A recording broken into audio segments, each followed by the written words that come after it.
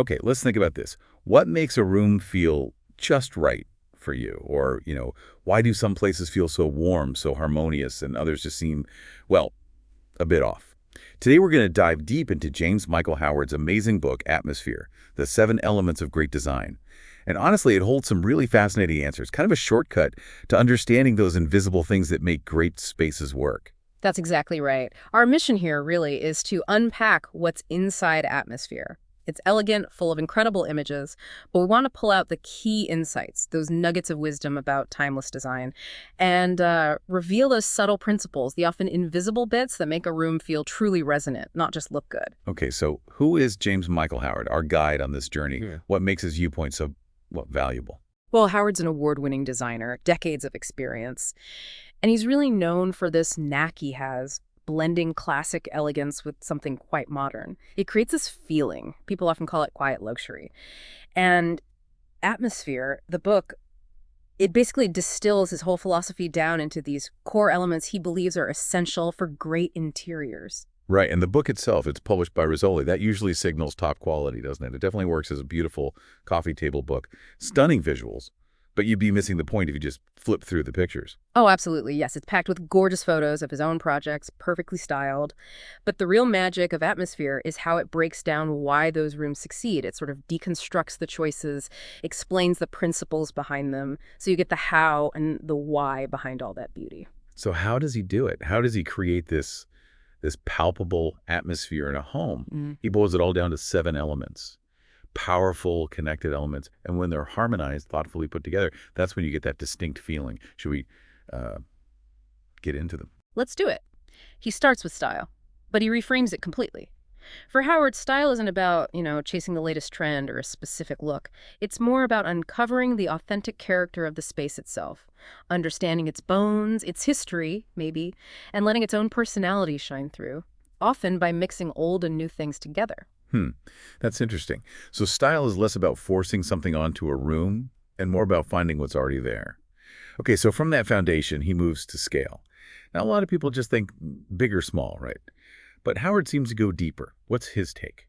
Yeah, he really pushes beyond just, does the sofa fit? It's Yeah. about the interplay of proportion, a bit more sophisticated, how things relate not just to the room's size, but to each other, and even to us, the people in the space. He even talks about how sometimes a big piece can make a small room feel grander, surprisingly, or how playing with scale, maybe a slight imbalance, creates energy, it keeps your eye moving, kind of defies the usual rules. Exactly. And after scale, he gets into something maybe more artistic. Shape. He shows how curves, lines, all those geometric forms, they aren't just decoration, they're tools. They guide your eye, create movement, flow, even feelings like comfort or excitement. It's like a silent language of forms. Right. Then we get to color. And in Howard's approach, color is this incredibly refined tool.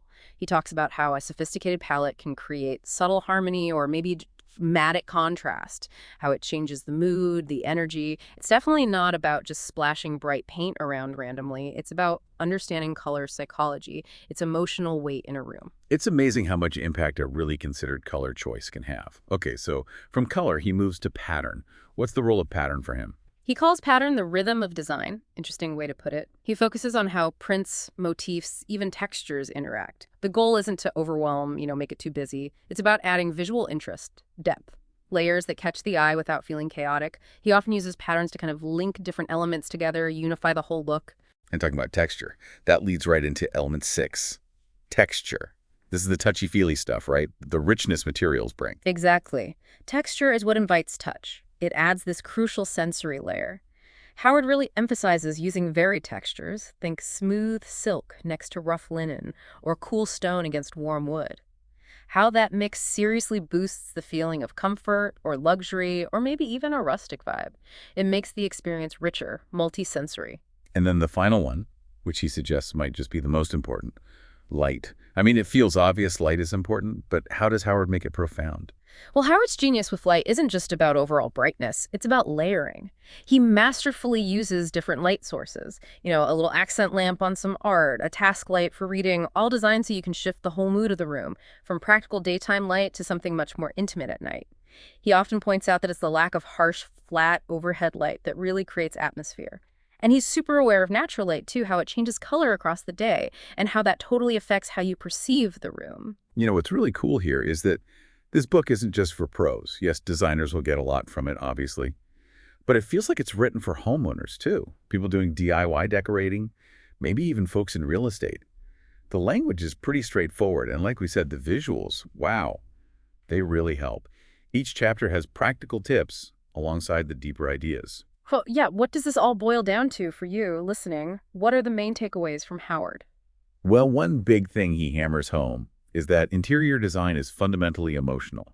It's not just a technical exercise. Which raises the question, right? If it's emotional, how do you actually get that feeling you want?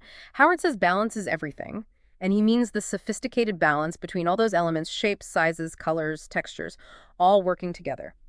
And connecting this back, it kind of highlights how great design, when it's really nailed, often feels invisible because it just flows. It makes you feel good, but you might not even know exactly why. And here's a really empowering part. Howard makes it clear you don't always need super expensive stuff to create great atmosphere. It's more about the thoughtful combinations, applying these 7 elements intelligently. And circling back to that last element, light. Light can absolutely make or break a room. It's hugely powerful, often the unsung hero. Absolutely. So look, if you love architecture or interior styling, or maybe you just want your own home to feel better, this book is probably for you.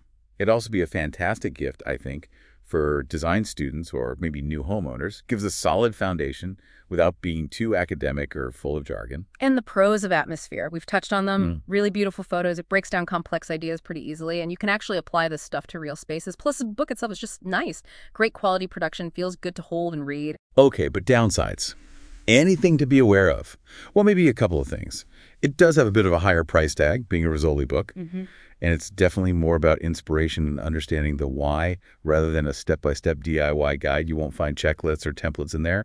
But for getting insights into why rooms work, how to create that feeling, it's top-notch. Yeah, at its heart, atmosphere isn't just about looks. It's profoundly about how a space feels, that emotional connection.